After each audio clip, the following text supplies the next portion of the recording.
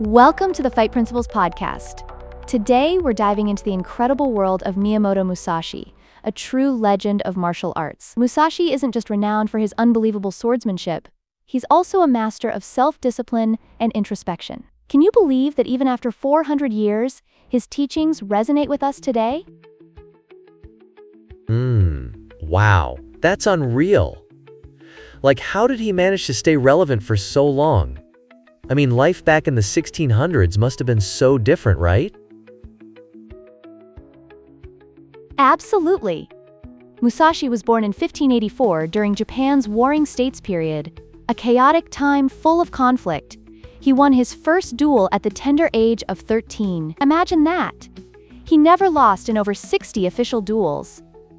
It's like a child prodigy, but instead of music, it's all about wielding a katana. Wow, a child prodigy with a sword. Is that like being a musical genius but with a katana instead of a piano? Laughs. That's wild. Exactly.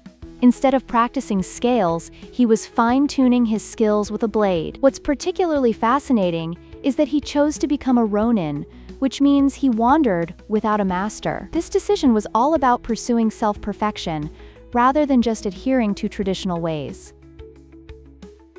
So it's kind of like a modern-day entrepreneur deciding to go solo instead of climbing the corporate ladder? That's super interesting. Spot on. In one famous duel against Sasaki Kojiro, Musashi arrived late. Can you imagine the nerves? But he didn't just stroll in empty-handed. He crafted a wooden sword from an oar and won with just one strike. Hold on. He made a sword out of an oar?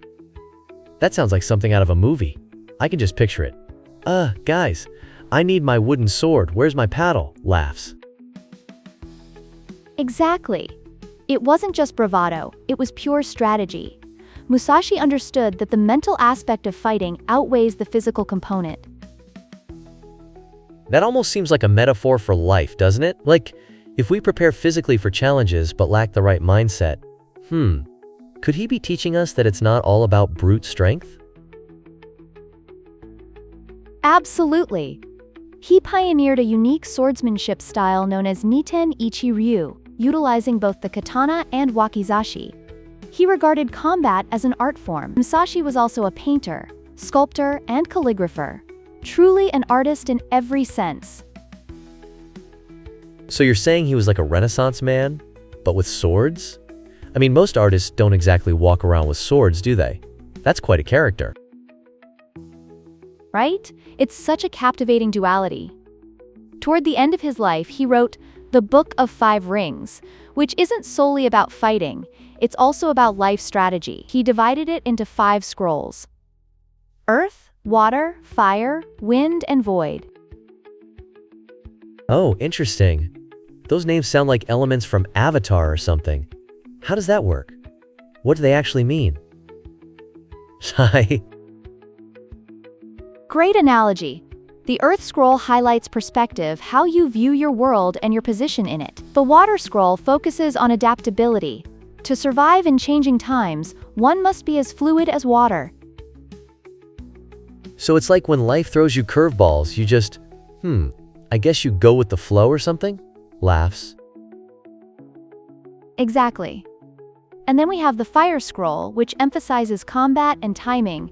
It's akin to making bold moves when opportunities present themselves. The Wind Scroll teaches you to understand different styles, both in martial arts and in life. Lastly, the Void Scroll discusses instinct and the path toward true mastery. Wait, so this guy was contemplating life strategies with sorts of elemental power elements? That's wild. Yes, he believed the battlefield reflects one's character. He urged people to cut away their ego and sharpen their spirit to become the best version of themselves. Wow, that's deep. So, I guess we can learn that when we face challenges, we have to confront them directly, right? Laughs. Absolutely. Musashi taught us to embrace discomfort for growth. leaning into challenges instead of seeking comfort. I find that really fascinating. It's a bit like when I tried bungee jumping for the first time. I was terrified, but the thrill afterward was just euphoric. Exactly. That sense of accomplishment, Musashi would say that's where true growth occurs. He also taught us to minimize distractions, much like he focused on his own path without chasing fame. Like a monk just wandering through life, but with a sword? Laughs. That's kind of cool. Yes, he emphasized the importance of simplifying life by eliminating non-essentials. Musashi encouraged honing in on what truly matters. So, it's a bit of minimalism with a samurai twist? That sounds fascinating. Absolutely. He also highlighted the necessity of silence and stillness to gain clarity. All of this ties back to understanding oneself amidst life's complexities. Wow, what a journey. Musashi's philosophy really makes you think. How can we approach our own paths with intent and presence? Laughs. Precisely, he remarked. You must understand that there is more than one path to the top of the mountain. Your path is unique. It's all about how you approach that journey with intentionality. Fantastic. I'll seriously take those lessons to heart. Excellent. Thank you all for joining us on this episode of Fight Principles. If you felt inspired today, please share this with someone who's on their own journey. And remember, keep sharpening your mind, steady your spirit, and never stop showing up. Laughs.